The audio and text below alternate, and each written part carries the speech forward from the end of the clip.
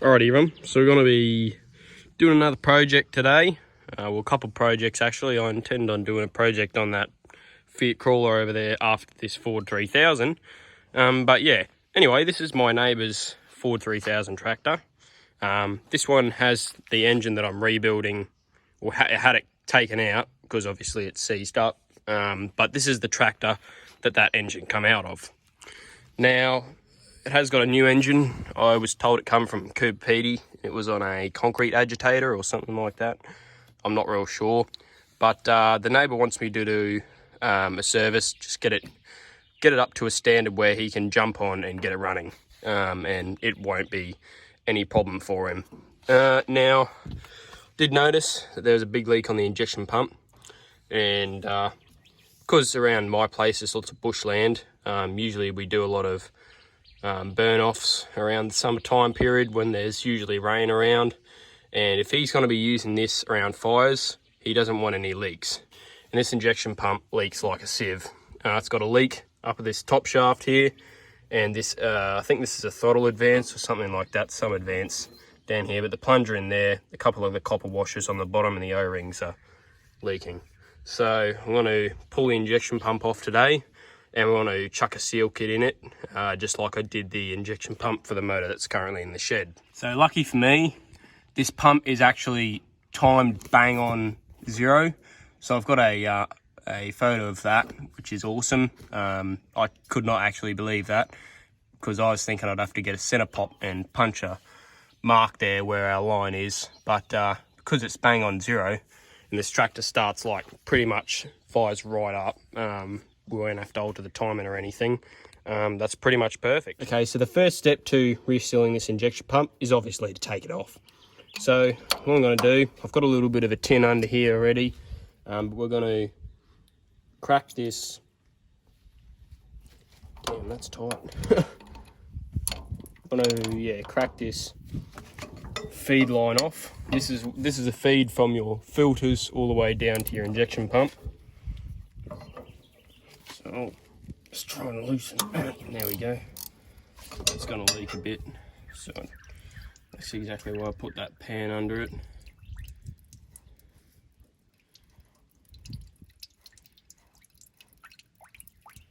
There we go. But then I don't have the greenies having a go at me. It's actually not that full. I would have expected the pump to be a bit more full than that. But that's alright by my standards. So we'll just leave that hanging there. There is a copper washer in this banjo bolt here that I will probably need to remove, so I'll try and get this banjo bolt out as much as I can. Just check there's no other copper washer in there, which I can't see, so I'll just feed this banjo bolt back into there for now anyway, and I'll let that continue to drain out while I do everything else. Now, next part, there's a little, I don't know what you call it, a return hose up here. It's basically the excess diesel coming from your injectors, which are further up, just along the return line. So I'm guessing that's to keep the pump primed or filled, whatever you want to call it, I'm not real sure. But you just pull that line off, if I can. It's pretty bloody stuck on there, which is probably about every hose on this tractor. Just do it a little bit more if I can get my screwdriver onto it. There we go. I'll just try and wrench it off the rest of the way. There we are. Okay, so we'll just put that to the side as well, because we don't need that right now. Next thing to do this fitting down here. That's a 9/16, so if we can get a 9/16 spinner. Sorry, that's not. That is another feed that goes to your vanes, and if you want to learn more about that stuff, I do have a video of me pulling one of these pumps apart. But today it's just going to be a time-lapsed video of me rebuilding this one. Okay, so we'll get that, loosen that fitting off. How much fuel's going to come out of here, I have no clue. Probably a lot, because those filters are probably full. Well, I mean, the tractor run when I parked it up here, so when the neighbour parked it, I should say. So yeah, it's definitely full. Let's leave that to drain now into that same pot. Now that is completely drained, all I'm going to do is I'm going to disconnect my throttle shaft, which is just there's a little clip up here. All you got to do is just push it down. I might need a bit of screwdriver assistance. But yeah, all you do is you just push it down like so. I don't know if you can see that, probably not. And then you just pull your shaft out the rest of the way. This is the clip I was talking about. The shaft just sits up in here like so, and then you just clip it off, and then you can take the whole thing out. So I'll leave that to the side for now. Try not to lose that, because that would not be very good. I believe that's everything except these injector lines. The injector lines are the last thing we have to pull off. So a 5/8 spinner will do us fine for that. I'll just try and I might get this bottom one off first.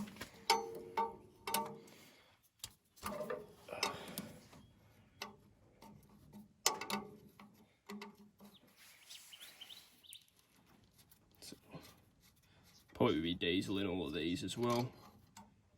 Or not. Okay, that's weird. Usually you find a bit of diesel still in those lines. Maybe this pump leaks off a bit. Well, from my experiences, you usually do find a little bit of diesel in these lines still. But yeah, that's a bit funny how it's got nothing in there. Maybe because I relieved the pressure in the pump, it all leaked back. I would say that's probably what happened. Okay, they all come off without a hitch, so that's good. Okay, it's all of our injector lines now.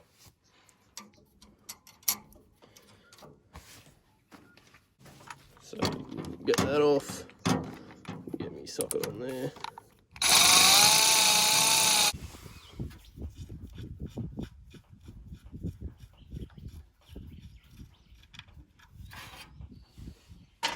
This whole cover should just pop out like so. Right, so I'll situate these up here for now, so you can watch me take those bolts off. I'm not sure what they are, I think they're 1/2 inch, yes. Actually, first thing I want to do, there's a little dot that's on this drive pump gear. I'll line that up, and then we can do the rest of our stuff.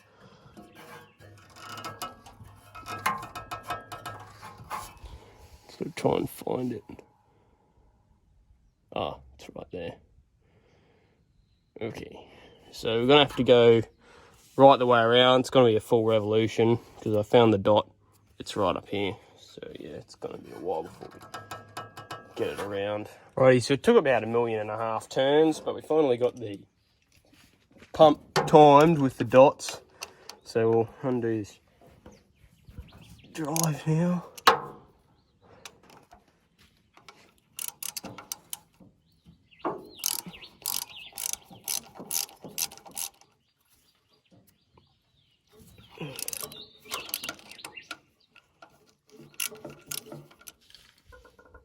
Oh, there we go. Right. There's the one that sits at the front. So now the pump should just come back across these injection lines, and then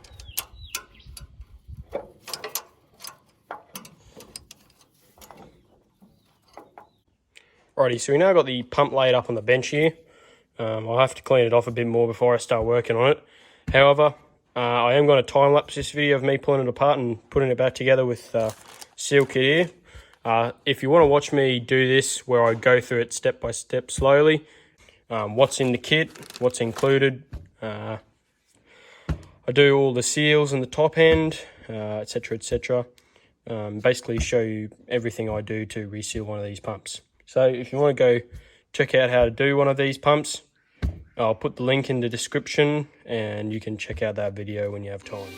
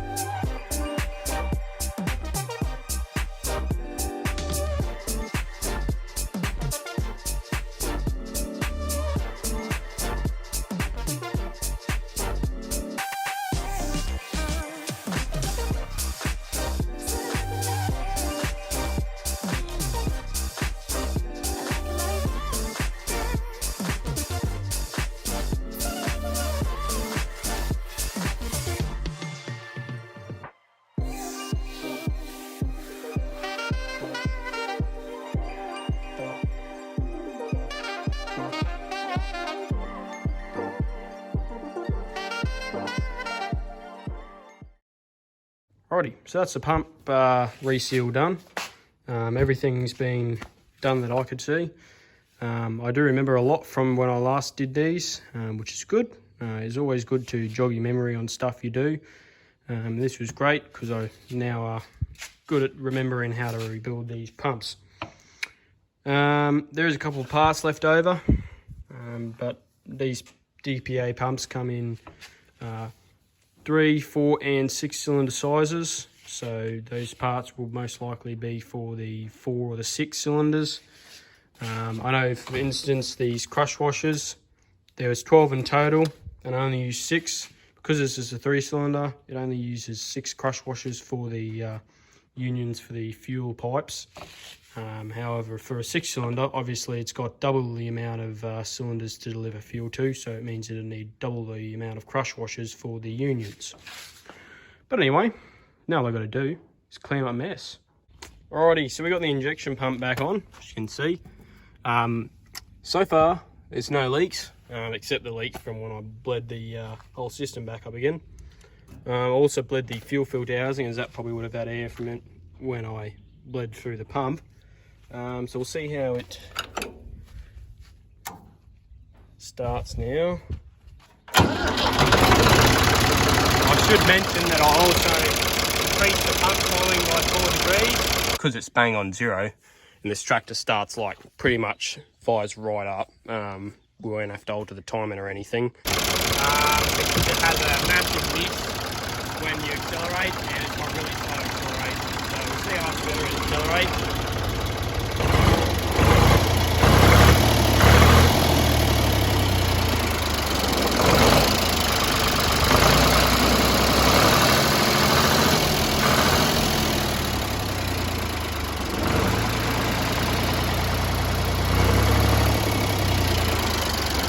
Really good running motor. No leaks in the pump. That's pretty good. So yeah, that seal job seemed to work fine. Yeah, the extra 4 degrees hasn't really hurt it by the looks. It still starts up and runs fine. It idles how it usually does, but I can now stomp on the accelerator and it'll actually respond. But yeah, I reckon that job's gooder. Righty, so we're ready to drain the oil on the 3000 now. It's got a drain pan under it. We'll drop this bung out the sump. We'll see how tight it is. And I'll take that oil filter off as well. And then while waiting for the oil to drain, I'm going to do the tappet clearances. So yeah, we'll take you through that as I do that. First, however, take our drain bung off. See how tight it is. Ooh, it's actually not that tight. That's pretty rare for me. Most of the ones I do, they're bloody tight. This one's pretty loose though. I shouldn't say loose. Because it wasn't loose, it was tight, but it's not as tight as what I usually experience. There we go. Right, should start coming now. There we go. Looked a bit dirty, but that's alright. I'll leave that to keep cleaning. We'll go do this tappet clearances. Righty, so I've got the rocker cover off now. I can already see it's been a hot minute since these tappets had been redone, so we'll do them now. Show you the gap. You can probably see the gap there. That is a lot of gap between those tappets. That's probably why it was so noisy. So yeah, the recommended settings for it well, there's a variance. You can go 14 to 16 thou for the intake, or 17 to 19 thou for the exhaust. I'm just going to go in the middle, so it'll be 15 thou for the intake and 18 thou for the exhaust. And I'll do that now. Righty, so we've got our 15 thou feeler gauge in. This is the intake valve, so it goes exhaust intake, exhaust intake, exhaust intake. The intake's always at the front, and you can also do that by lining up our ports for the intake, which valve do these ports line up to, and of course this one here, this number 3 port, lines up to number 3 intake valve. So it's a 15 thou feeler gauge, and I'll show you just how much play they've got.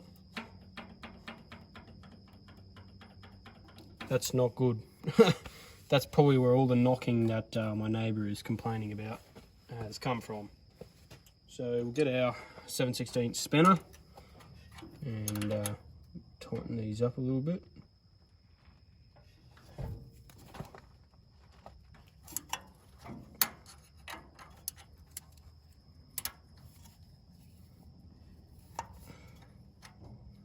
Pretty tight to do. Obviously they've got to stay tight though, because they've got no locking tab or collar or whatever to hold them.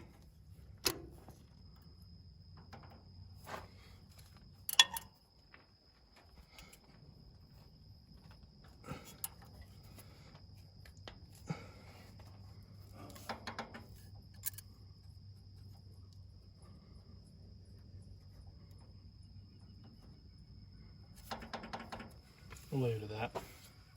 Right, so that's our tappets done. Bolted the rocker cover back up. So now what we can do is we'll chuck our battery tray back on, as well as our battery.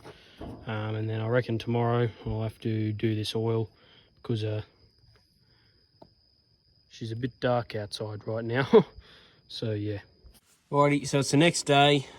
I'm going to try and take this old oil filter off now, and we'll put a new one on. Get me filter wrench set up.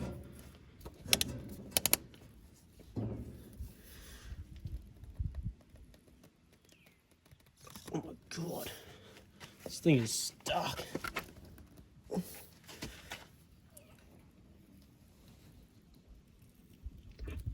It's starting to move. Oh moly, this thing is like stuck on there good. Oh, it's actually moving. Holy bloody hell. I think this is the worst spin-on filter I've had to do.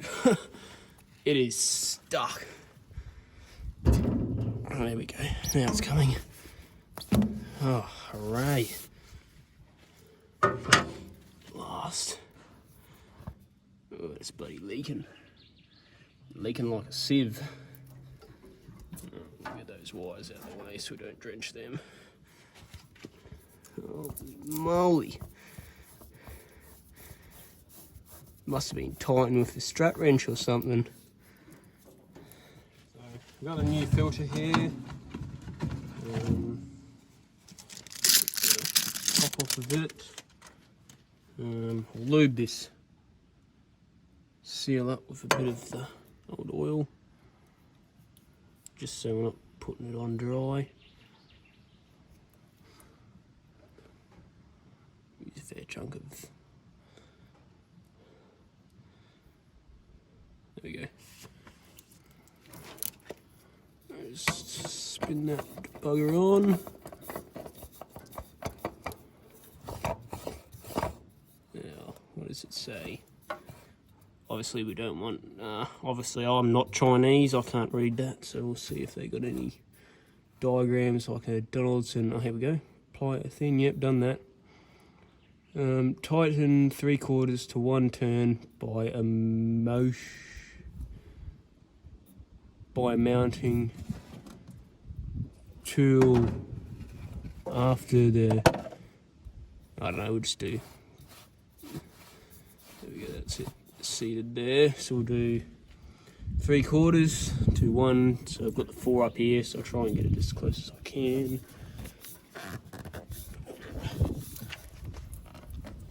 There we go, that's about 1 turn.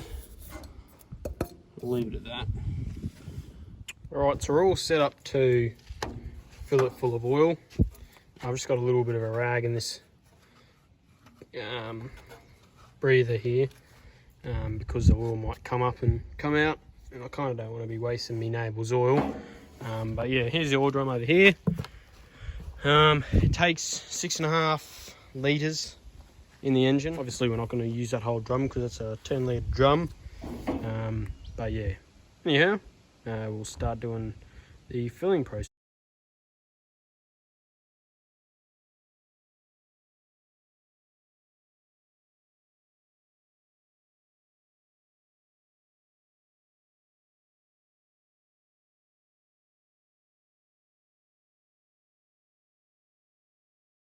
Righty, so I've just stopped filling it with oil, come to check the level, and look at that.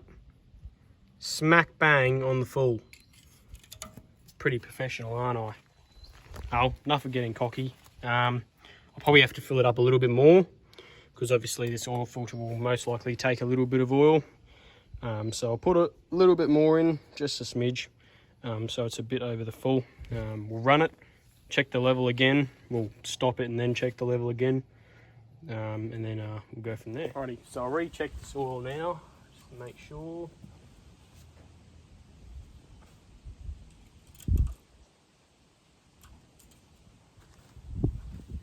See, I don't know if you can see, but it's a bit above the full mark, but you've got to remember that we've got to fill this big oil filter up. Right here, I have my trusty oil pressure gauge hooked up. I already know what the pressure is, but I'll let you watch when I start the tractor up how much oil pressure it reads, because it's pretty good.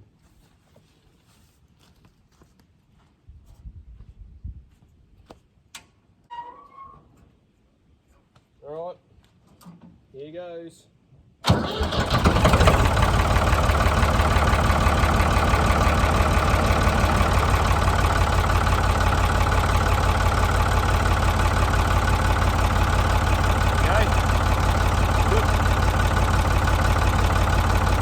It's actually reading a bit more.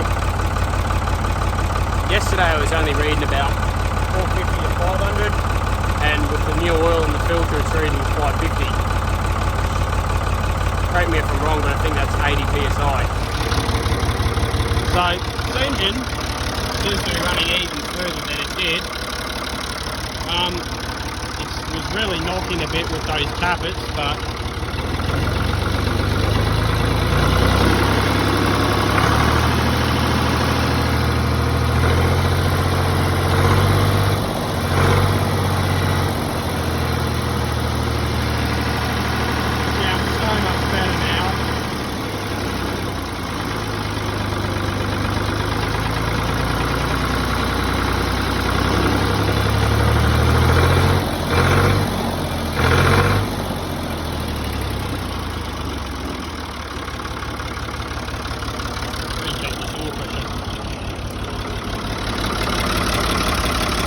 still 500, so it's dropped a bit, but that's to be expected when at the engine warms up, because everything loosens up, and obviously the oil is easy to flow once everything loosens up, so the pressure drops down a bit.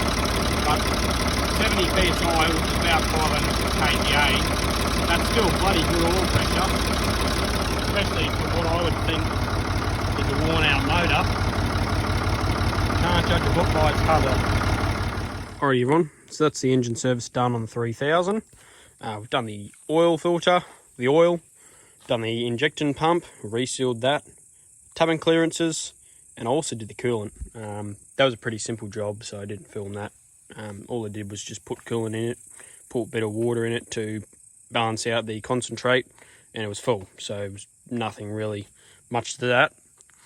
In part 2, we have to work out what's going on with the charging system, get the alternator going, fix up this absolute mess of a wiring harness, drain the gearbox fluid and put new stuff in.